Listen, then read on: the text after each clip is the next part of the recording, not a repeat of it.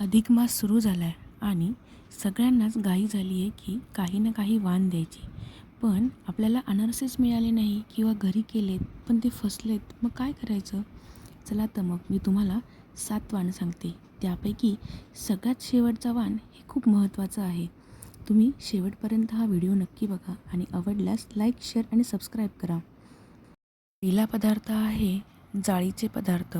मैसूर पाक किंवा बत्तासे हे तुम्ही पावशेर किंवा 11, 21, 33 या पद्धतीने देऊ शकता. दुसरं आहे वस्त्र. सवाष्ण ब्राह्मणाला तुम्ही साडी, ब्लाऊज पीस, धोतर किंवा शर्ट पीस, पॅन्ट पीस देऊ शकतात. तिसरं वाण आहे सप्तधान्य. हे तुम्हीसुद्धा तुमच्या आवडीप्रमाणे पावशेर, अर्धा किंवा 1 किलो देऊ शकता. चौथं वाण आहे पैसे म्हणजे दक्षिणा. हे तुम्ही नोटा किंवा सुट्टे पैसे देऊ शकता तुमच्या आवडीप्रमाणे.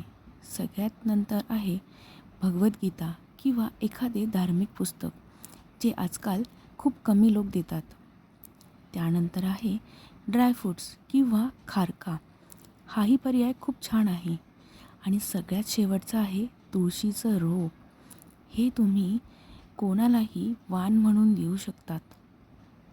तुळस ही श्री विष्णूला खूप प्रिय आहे, त्यामुळे हे वाण नक्कीच उपयोगी ठरेल. कसा वाटला हा व्हिडिओ?